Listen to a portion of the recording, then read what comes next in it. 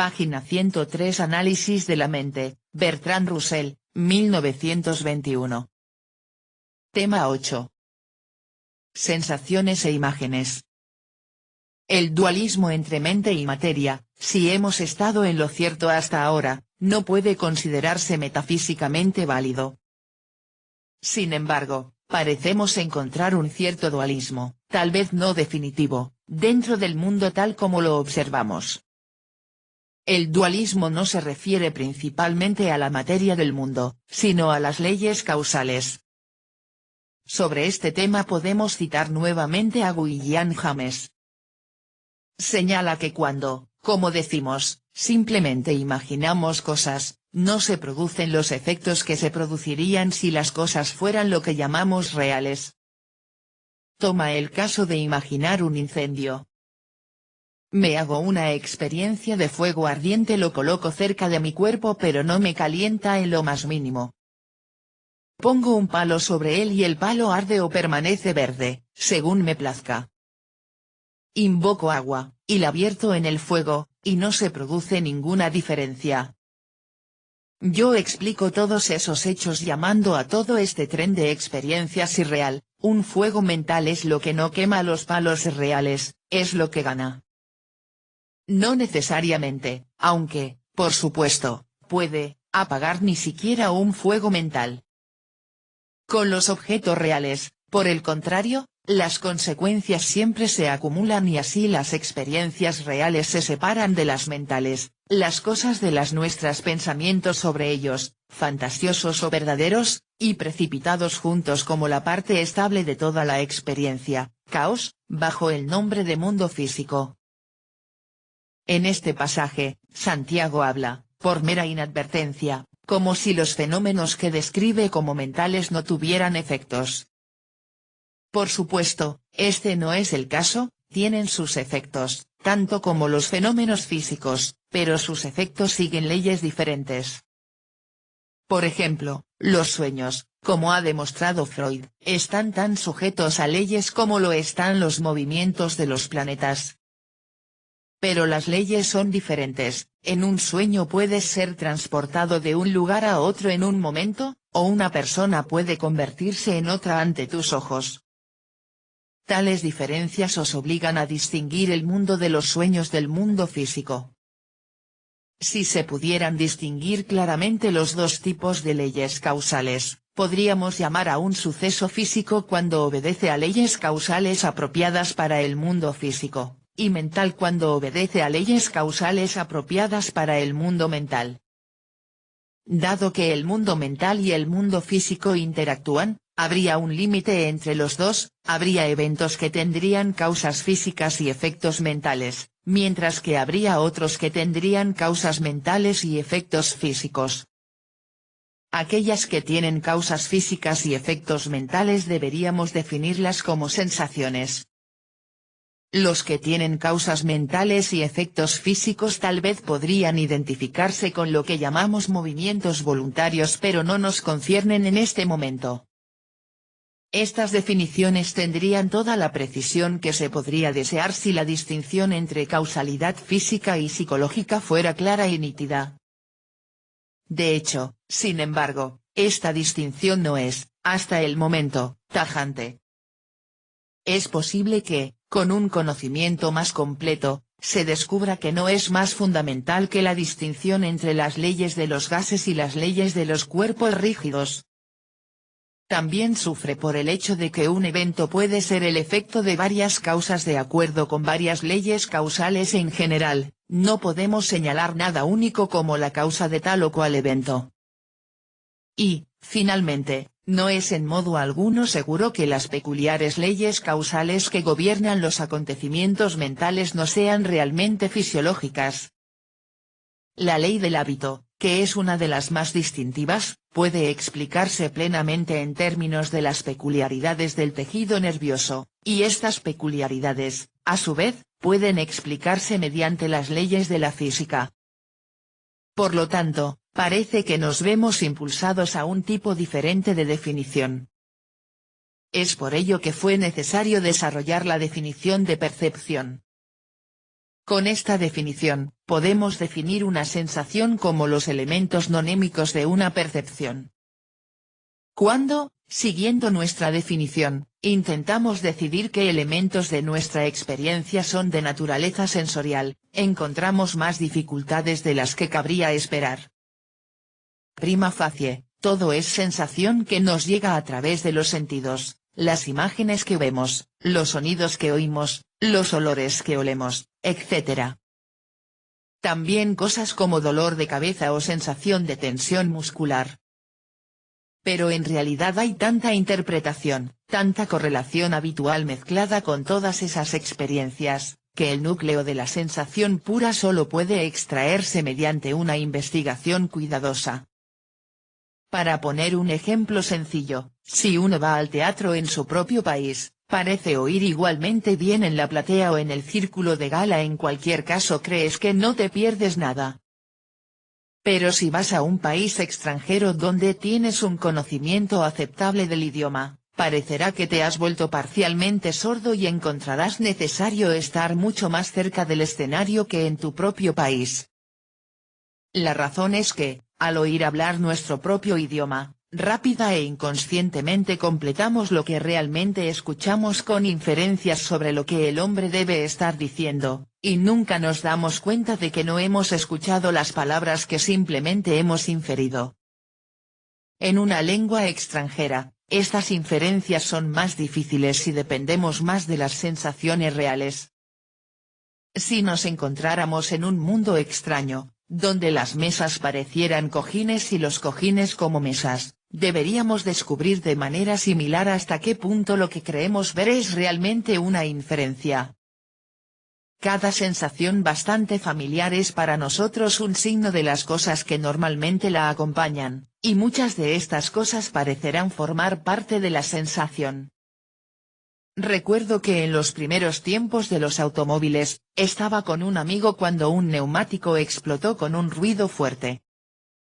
Pensó que se trataba de una pistola y apoyó su opinión afirmando que había visto el destello. Pero, por supuesto, no hubo ningún destello. Hoy en día nadie ve un destello cuando estalla un neumático. Por lo tanto, para llegar a lo que realmente es sensación en un acontecimiento que, a primera vista, parece no contener nada más, tenemos que eliminar todo lo que se debe al hábito, la expectativa o la interpretación. Esta es una cuestión que corresponde al psicólogo y no es en modo alguno fácil.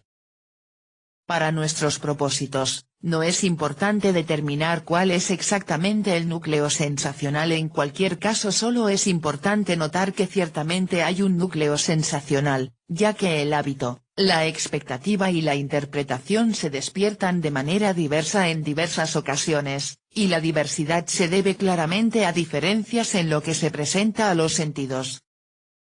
Cuando abres el periódico por la mañana, las sensaciones reales de ver la letra impresa forman una parte muy pequeña de lo que sucede en ti, pero son el punto de partida de todo lo demás, y es a través de ellas que el periódico es un medio de información o desinformación.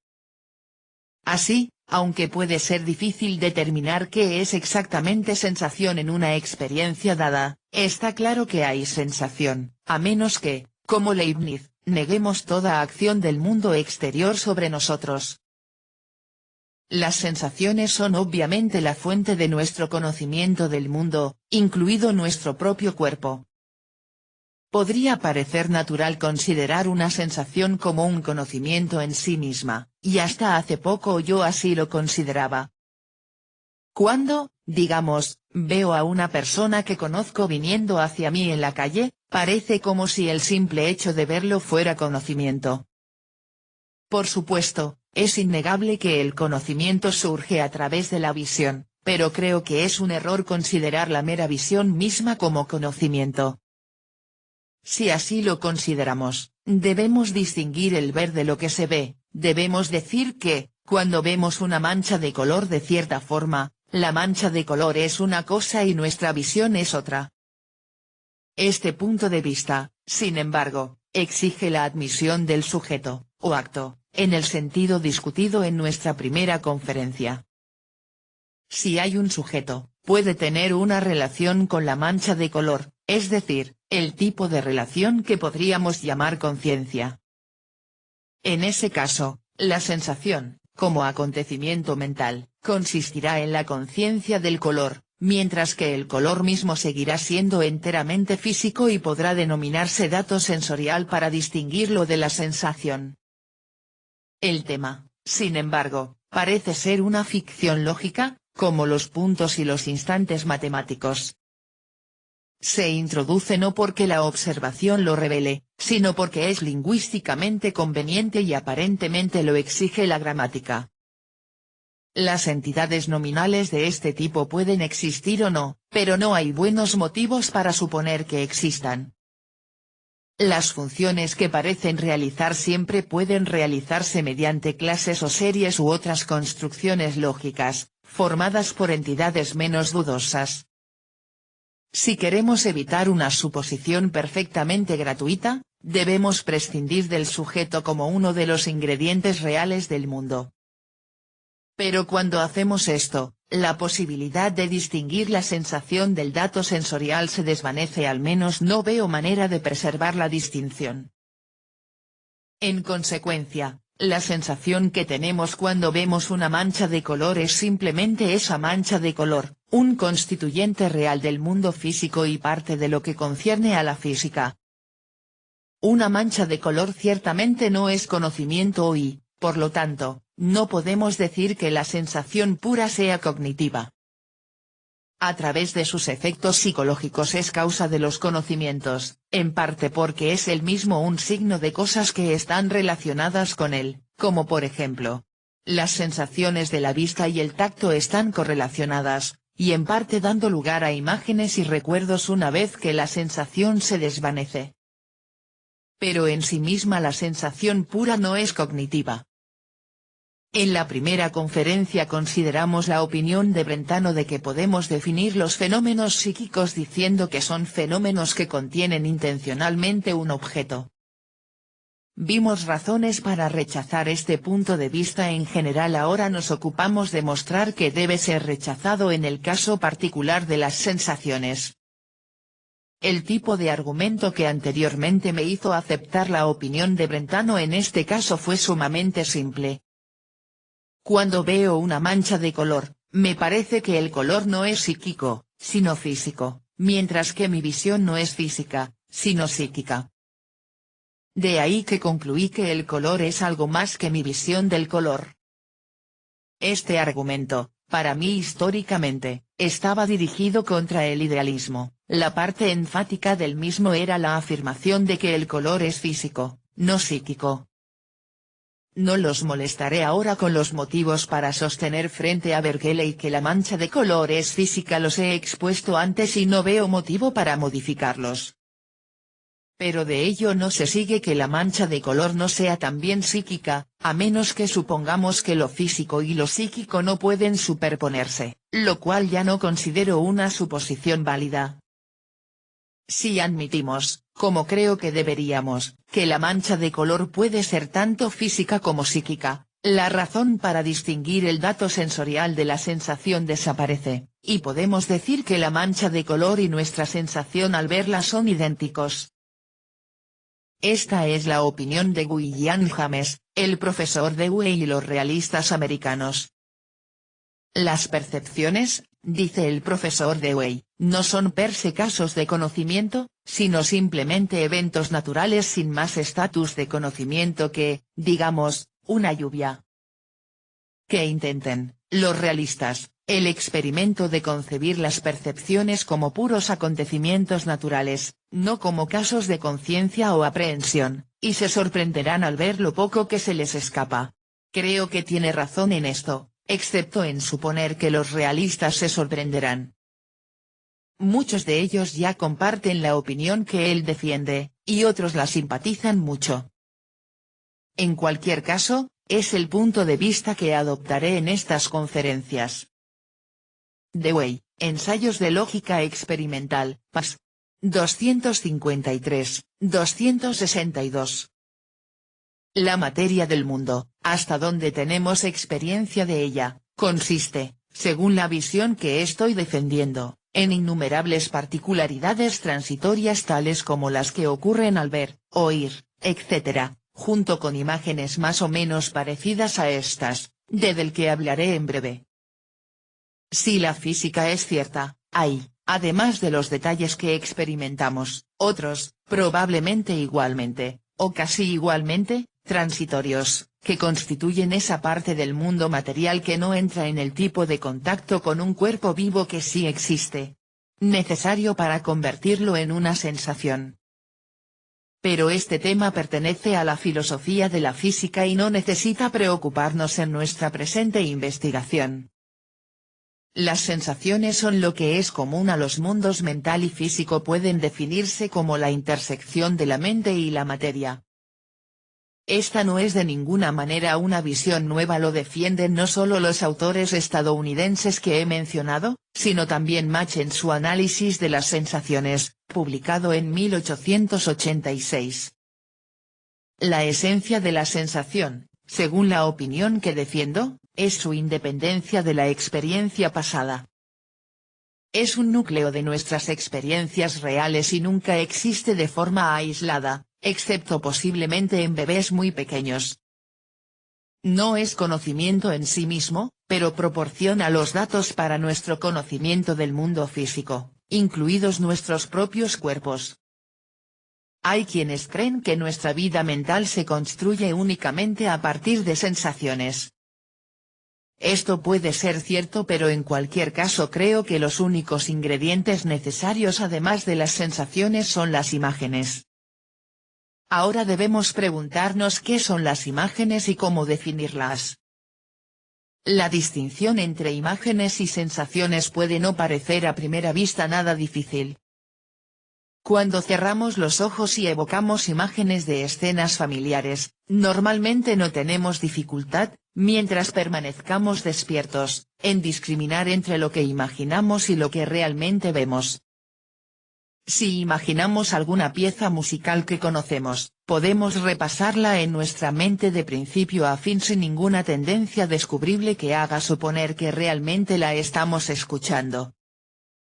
Pero aunque estos casos son tan claros que no parece posible ninguna confusión, hay muchos otros que son mucho más difíciles, y la definición de imágenes no es en modo alguno un problema fácil. Para empezar, no siempre sabemos si lo que estamos viviendo es una sensación o una imagen. Las cosas que vemos en sueños cuando tenemos los ojos cerrados deben contar como imágenes, pero mientras soñamos parecen sensaciones. Las alucinaciones suelen comenzar como imágenes persistentes y solo gradualmente adquieren esa influencia sobre las creencias que hace que el paciente las considere sensaciones. Cuando estamos atentos a un sonido débil, el golpe de un reloj distante o los cascos de un caballo en el camino, creemos oírlo muchas veces antes de escucharlo realmente, porque la expectativa nos trae la imagen y la confundimos con una sensación. Por lo tanto, la distinción entre imágenes y sensaciones no siempre es obvia a la inspección. Podemos considerar tres formas diferentes en las que se ha buscado distinguir imágenes de sensaciones, a saber, 1, por el menor grado de viveza de las imágenes, 2, por nuestra ausencia de creencia en su realidad física, 3, por el hecho de que sus causas y efectos son diferentes de los de las sensaciones. Creo que el tercero de ellos es el único criterio universalmente aplicable. Los otros dos son aplicables en muchísimos casos, pero no pueden utilizarse a efectos de definición porque están sujetos a excepciones. Sin embargo, ambos merecen ser considerados cuidadosamente. 1. UME, que da los nombres de impresiones e ideas a lo que, para los presentes propósitos, puede identificarse con nuestras sensaciones e imágenes, habla de impresiones como aquellas percepciones que entran con mayor fuerza y violencia. Mientras que define las ideas como las débiles imágenes de estas, es decir, de las impresiones, en el pensamiento y el razonamiento. Sus observaciones inmediatas, sin embargo, muestran lo inadecuado de sus criterios de fuerza y debilidad. Él dice: Creo que no será muy necesario emplear muchas palabras para explicar esta distinción. Cada uno por sí mismo percibirá fácilmente la diferencia entre sentimiento y pensamiento. Los grados comunes de ambos se distinguen fácilmente, aunque no es imposible sino en casos particulares. Pueden acercarse mucho entre sí, así en el sueño, en la fiebre, en la locura o en cualquier emoción muy violenta del alma. Nuestras ideas pueden acercarse a nuestras impresiones, como, por otra parte, sucede a veces que las impresiones son tan débiles y bajas que no podemos distinguirlas de nuestras ideas. Pero a pesar de esta gran semejanza en algunos casos, en general son tan diferentes que nadie puede tener el escrúpulo de clasificarlas bajo distintos encabezados y asignarlas. Cada uno un nombre peculiar para marcar la diferencia. Tratado de la naturaleza humana, parte 1, sección I. Creo que Hume tiene razón al sostener que deberían clasificarse bajo títulos distintos, con un nombre peculiar para cada uno. Pero según su propia confesión en el pasaje anterior, su criterio para distinguirlos no siempre es adecuado. Una definición no es sólida si solo se aplica en casos donde la diferencia es evidente. El propósito esencial de una definición es proporcionar una marca que sea aplicable incluso en casos marginales, excepto, por supuesto, cuando estamos tratando con una concepción, como, por ejemplo la calvicie, que es de grado y no tiene límites definidos. Pero hasta ahora no hemos visto ninguna razón para pensar que la diferencia entre sensaciones e imágenes sea solo de grado. El profesor Stout, en su manual de psicología, después de analizar varias formas de distinguir sensaciones e imágenes, llega a una opinión que es una modificación de la de Hume. Dice, cito de la segunda edición, nuestra conclusión es que, en el fondo, la distinción entre imagen y percepción, como estados débiles y vívidos respectivamente, se basa en una diferencia de calidad. La percepción tiene una agresividad que no pertenece a la imagen, golpea la mente con diversos grados de fuerza o vivacidad según la diferente intensidad del estímulo. Este grado de fuerza o vivacidad es parte de lo que comúnmente entendemos por intensidad de una sensación. Sensaciones está ausente en las imágenes mentales, p. 419. Este punto de vista tiene en cuenta el hecho de que las sensaciones pueden alcanzar cualquier grado de desmayo, p.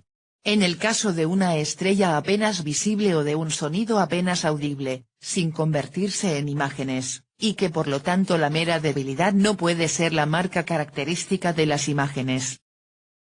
Después de explicar el impacto repentino de un relámpago o un silbido de vapor, Stout dice que ninguna mera imagen llega jamás a la mente de esta manera, p. 417. Pero creo que este criterio falla en los mismos casos en que falla el criterio de Hume en su forma original. Macbeth habla de esa sugerencia cuya horrible imagen despeina mi cabello y haz que mi corazón sentado golpee mis costillas contra el uso de la naturaleza. El silbido de una máquina de vapor difícilmente podría tener un efecto más fuerte que este. Una emoción muy intensa a menudo traerá consigo, especialmente cuando está involucrada alguna acción futura o algún asunto indeciso, imágenes poderosas y convincentes que pueden determinar todo el curso de la vida, barriendo toda solicitud contraria a la voluntad por su capacidad de poseer exclusivamente la mente.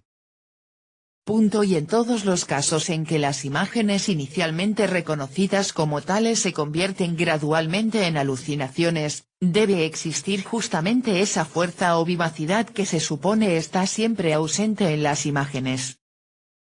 Los casos de sueños y delirios febriles son tan difíciles de ajustar al criterio modificado del profesor Stout como al de Hume. Por lo tanto, concluyo que la prueba de la vivacidad, por aplicable que sea en casos ordinarios, no puede utilizarse para definir las diferencias entre sensaciones e imágenes.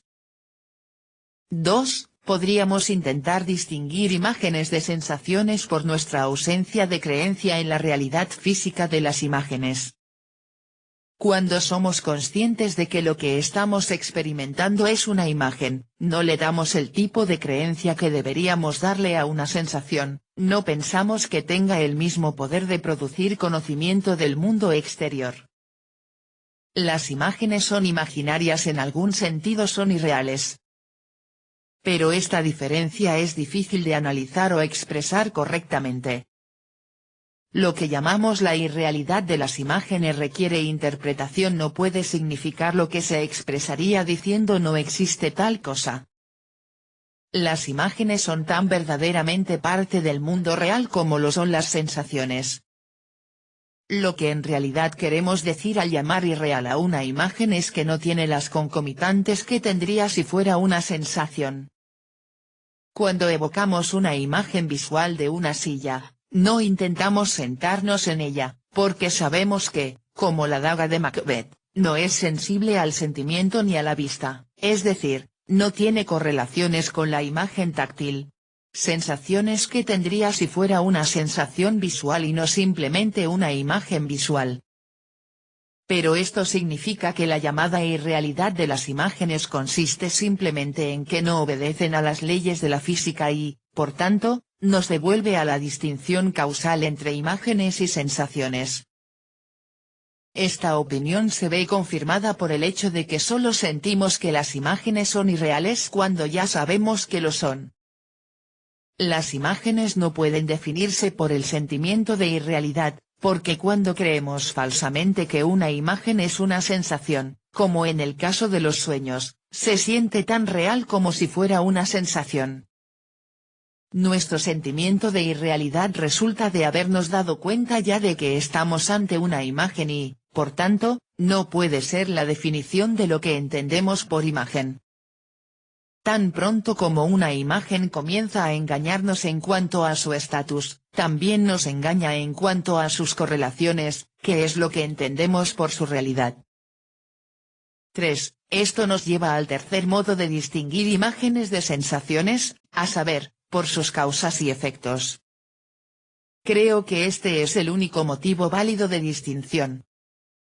James, en el pasaje sobre el fuego mental que no quema palos reales, distingue las imágenes por sus efectos, pero creo que la distinción más confiable es por sus causas. El profesor Stout, Locke. Cit. p. 127, dice, una marca característica de lo que estamos de acuerdo en llamar sensación es su modo de producción. Es causada por lo que llamamos estímulo. Un estímulo es siempre alguna condición externa al sistema nervioso mismo y operando sobre él. Creo que esta es la visión correcta y que la distinción entre imágenes y sensaciones solo puede hacerse teniendo en cuenta su causalidad. Las sensaciones llegan a través de los órganos de los sentidos, mientras que las imágenes no. No podemos tener sensaciones visuales en la oscuridad o con los ojos cerrados, pero sí podemos tener imágenes visuales en estas circunstancias. Por eso las imágenes se han definido como sensaciones excitadas centralmente, es decir, sensaciones que tienen su causa fisiológica únicamente en el cerebro, no también en los órganos de los sentidos y en los nervios que van desde los órganos de los sentidos hasta el cerebro. Creo que la frase sensaciones de excitación central supone más de lo necesario, ya que da por sentado que una imagen debe tener una causa fisiológica próxima. Probablemente esto sea cierto, pero es una hipótesis y, para nuestros propósitos, innecesaria. Parecería encajar mejor con lo que podemos observar inmediatamente si dijéramos que una imagen es ocasionada, por asociación, por una sensación u otra imagen, es decir, que tiene una causa anémica, que no le impide también tener una causa física. Y creo que se encontrará que la causación de una imagen siempre se produce según leyes némicas, es decir, que está gobernada por el hábito y la experiencia pasada. Si escuchas a un hombre tocar la pianola sin mirarlo, tendrás imágenes de sus manos sobre las teclas como si estuviera tocando el piano. Si de repente lo miras mientras estás absorto en la música, experimentarás un shock de sorpresa al notar que sus manos no tocan las notas. Tu imagen de sus manos se debe a las muchas veces que has escuchado sonidos similares y al mismo tiempo has visto las manos del intérprete sobre el piano. Cuando el hábito y la experiencia pasada desempeñan este papel, nos encontramos en la región de la causalidad mnémica, en contraposición a la causalidad física ordinaria. Y creo que, si pudiéramos considerar válida en última instancia la diferencia entre causalidad física y mnémica, podríamos distinguir las imágenes de las sensaciones como si tuvieran causas mnémicas, aunque también pueden tener causas físicas. Las sensaciones, en cambio, solo tendrán causas físicas.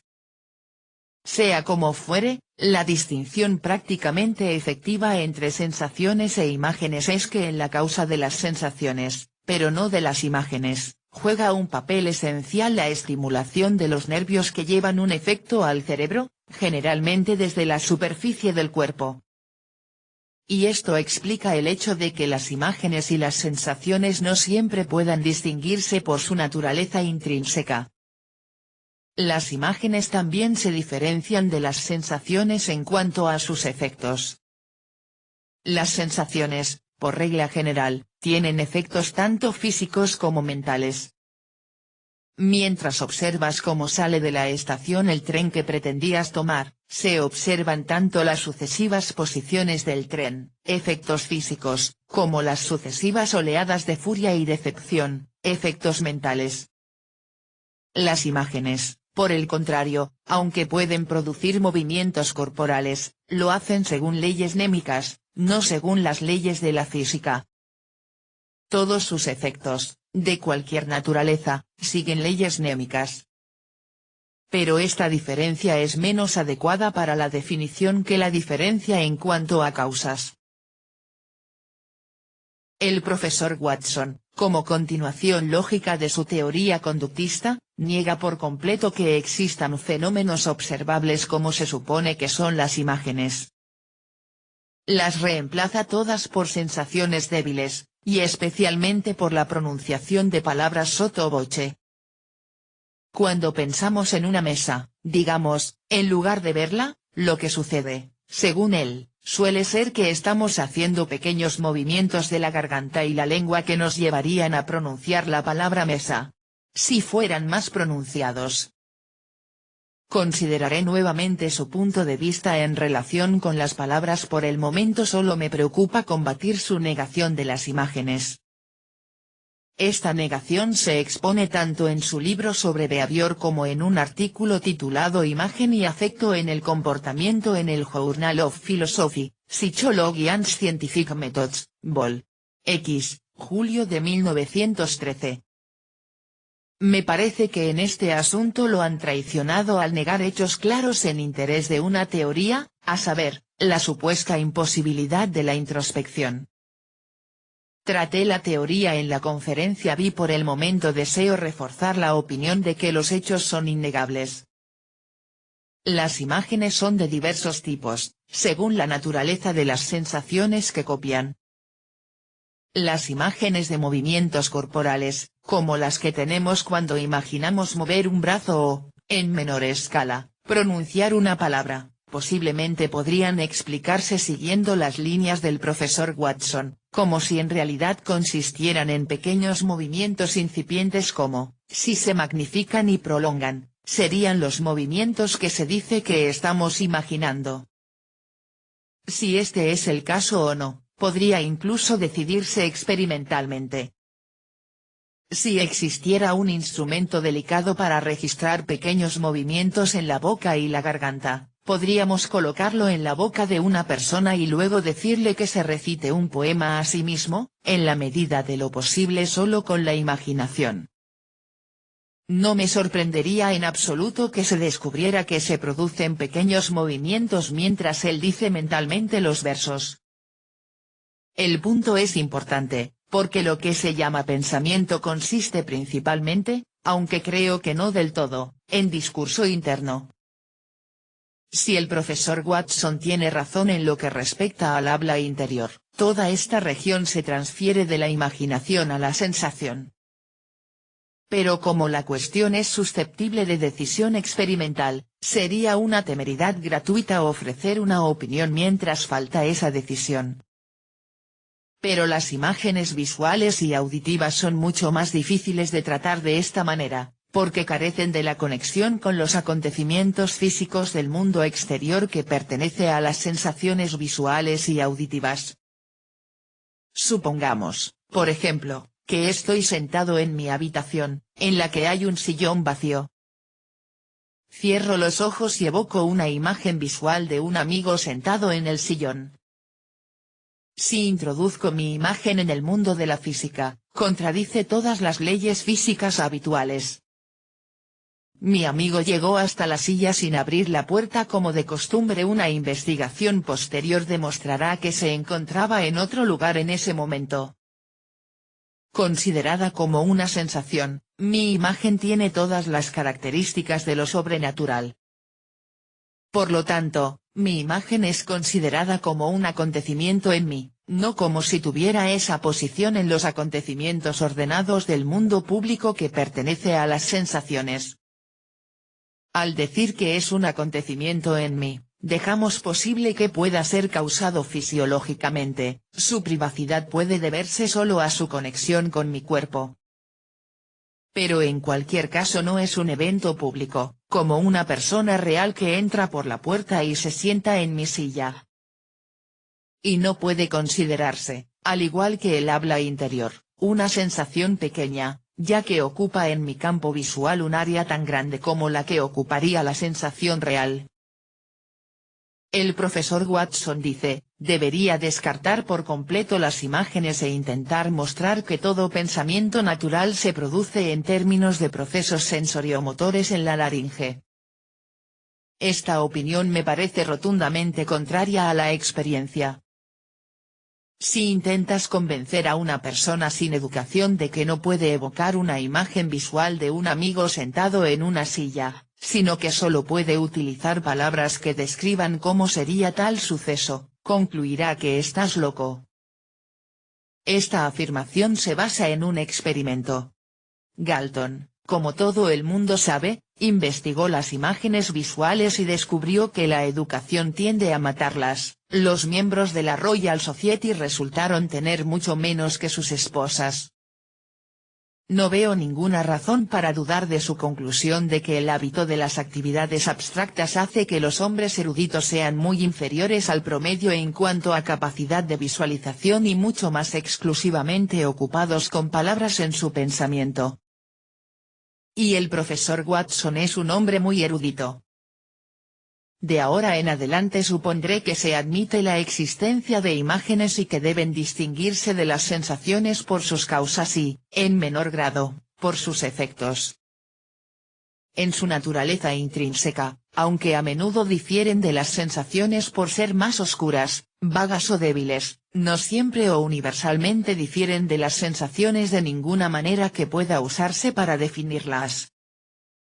Su privacidad no tiene por qué constituir un obstáculo para el estudio científico de ellos, como tampoco lo es la privacidad de las sensaciones corporales. Las sensaciones corporales son admitidas incluso por los críticos más severos de la introspección, aunque, al igual que las imágenes, solo pueden ser observadas por un observador. Hay que admitir, sin embargo, que las leyes de aparición y desaparición de las imágenes son poco conocidas y difíciles de descubrir, porque no nos ayuda, como ocurre con las sensaciones, nuestro conocimiento del mundo físico. Queda un punto muy importante respecto de las imágenes, que nos ocupará mucho más adelante, y es su semejanza con sensaciones anteriores.